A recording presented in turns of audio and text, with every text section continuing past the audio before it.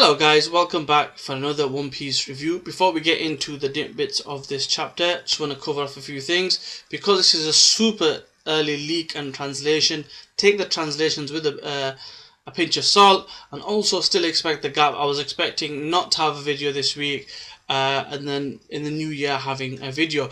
Because this has come so early, still expect a break for 2 weeks. Before we see the next one come out, the next video, next release. But if it does break early, like this one, I will review it and give you my thoughts. That being said, let's get straight into it. We have a lot to discuss. So, there's a few different things that I wanted to cover, and then I'll go over all the little tidbits that happen in this chapter. Number one, we see the rough journey of what happens after Skypiea. We see Water 7, we see Wano, we see Zo, and we see Laugh-Tale. Now it's important that these are being plotted out because this is kind of a parallel to how the Straw Hat Pirates have been travelling so far. So in the first half of the Grand Line, we saw that they went to Skypiea, we saw that they went to Water 7. We now see in the New World that they've been to the Fishman Island. As the Roger Pirates do in this chapter, we also see that they go to Zo and they go to Wano. So it's a similar parallel, and essentially they've got all the information here that Roger's got all the 4 poneglyphs here, and then he ends up going to Laugh-Tale at the end. That being said, a lot happens. So we saw what happened at Skypiea, so that's a foregone conclusion. We've seen that, we've seen the parallels with the Straw Hats when the Straw Hats were there. We see now with this one that they go from Skypiea to Water 7. They meet Tom. Tom knows them. They discuss about the sea train, and they're getting on. What's funny and what I found kind of interesting is Frankie was there when the Pirate King was there. Yeah, he might have been little and he might have been hit by a train and everything else that happened, and got concussed and half cyborg now. But he met Odin. He was there when the Pirate King was there. So it's so interesting that it's not been mentioned. But I like how Oda has shown Odin talking to Frankie, and this may be brought up in this arc from Frankie's point of view, if he recalls it. So I found that really interesting. I thought that was a nice little touch. We saw young Iceberg as well. We saw Tom-san alive, and that was all nice and good. Then we see them going to Fishman Island. We see the voice of all things situation happen with Roger. We see them meet King Neptune. They are familiar with King Neptune, more than likely because of the previous journeys that have gone on. And we have a little bit of information there. We are shown 2 poneglyphs.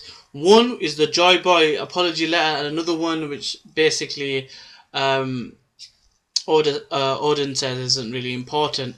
Then there's conversation. We see a young Madame Charlie. There's a prophecy, and we find a very interesting piece of information.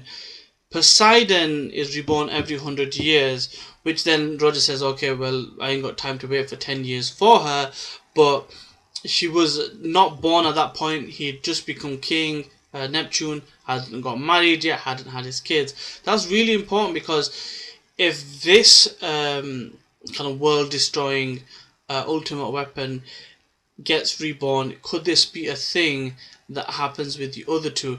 Could this be something that the world government is hiding, and is this why they really wanted a truce between interspecies with the whole Jinbei thing? So I found that quite interesting that they mentioned dates and time, because I always think there's a timing situation in One Piece, and just find this timing really interesting. So I'd imagine there's been a Poseidon before, and possibly the other 2, Pluton and Uranus, weapons of destruction. So that I found that really interesting. And then we move on. Then there's a section. There's like a funny section earlier on where the minks are talking to Roger and like, yeah, we've got one of those. He's like, what color is it? It's red. Well, you had this all this time and you didn't tell me. That scene, I cannot wait to see that anime. That's going to be hilarious. Just the way it's played off, you just see so much characterization for Roger. Reminds so much of Luffy in those elements. And then you got like Odin is just the same. So they must have had such an adventure. If I was a pirate, I wouldn't want to be Pirate King. I'd just want to have an adventure with the Pirate King and have a good time. Be strong and all that as well, but that's beside the point. We see other things though. We see Tequila Wolf. We find out that Toki's basically gone sick.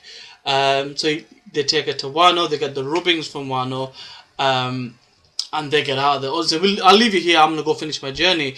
And they're like, "What? Really?" And they call him trash, I think, as well in the translation. And then they go on to Zo. They meet the current duke at the time, and they take the rubbing from there, and it has the Kozuki symbol as well. And now they've got all four, and they're gonna go to Raftel, or Laftel. Now this could be a translation, but essentially Buggy gets ill. He has a fever, and he's got I can't go on this island disease. Where have we heard that before? He is basically that version of Usopp. So Usopp in this Future Pirate King ship was Buggy in the original Pirate King ship. It's just funny that was a translation. Now it could be that is a mistranslation, but if that is the case, that is hilarious. And because of that, Shanks decided to stay, which made people think, because they were like, we're not quite sure about these lot's friendship. They're at each other's throats, but he's decided to stay so they could go together. So that was interesting, because Shanks says at the time, according to translation, that when we get our own pirate ship, we'll go together. So the fact that he was willing to do that for Buggy shows that the relationship is close. They're like brothers, basically. They just bicker, which is funny. It's hilarious, really, that they're like that, and he's like a young Buggy's Buggy, I guess. Anyway, so one thing also to mention with this is we really see at this point that the Pirate King is really bad. He's really ill. He's very close to the end. And then when they do get to Raftel, or the final island, he is so surprised that he's gone through this big journey, and he can't help but laugh. And even wishes that he could have been born in Joy Boy's era because of this. And the whole crew's laughing so much that they're about burst out into tears. They find this that funny, and they decide to call it Laugh Tale. So the Pirate King named it that. Now this is very interesting for a few different reasons. Number one, this is kind of Oda's way of doing a few things. Number one, there's been a lot of mistranslations, because we thought it was called Raftel, and then it was confirmed in the movie as a spoiler that it's called Laugh Tale. Now it's in the manga, it's canon. It is in fact called Laugh Tale. It kind of is the same thing with last week's translation, where it was called the Roadstar Island or the Lodestar Island, which, if you look at the translations, realistically, both can work, but I think it is called Lodestar based on the official translation. That being said, there's other things that are quite interesting that piqued my interest, specifically to do with the road poneglyphs. Now, we know Charlotte Linlin had one before, because she has it still now, and she mentions Roger stealing a rubbing of it, which the Straw Hat Pirates do as well. We know of the one that's in Wano, because they confirmed that they went to do it now, and it's the one that Kaido's got. We know of the one in Zo, because that's the one that Straw Hats need, but that fourth one has been missing. But in passing, Roger mentions, Whitebeard gave me a rubbing of the one he had, which makes you think, where is that now?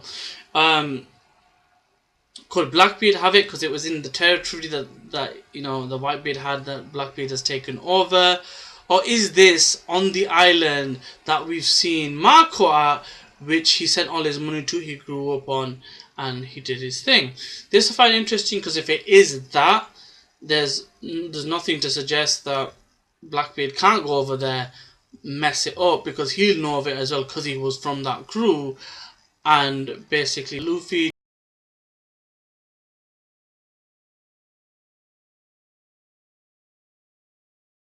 to basically come there, help Marco, and get that as well. If it isn't there, where is it? That being said, loads of revelations, loads of callbacks, tying the knots, dotting the I's, crossing the T's, fleshing out the story again, repeating essentially what Luffy has done, even though technically these lot have done. It's kind of the same journey Luffy has been on. what does this mean overall? It kind of means that unless we don't find the last poneglyph anytime soon, pretty much everything else has been done in terms of the rest of them. Because I know they're going to fight Kaido now, they'll probably get his poneglyph, and then it's the fourth one, and then after that they can actually make their way to Lone Star Island or Lodestar Island, and then to Laugh Tale. So it's really gearing up now towards the end. I'm going to be here reviewing as best I can up until the end now, and let's just see what happens. But I'm hoping everyone has a nice Christmas, nice holidays. I'll see you in the next one.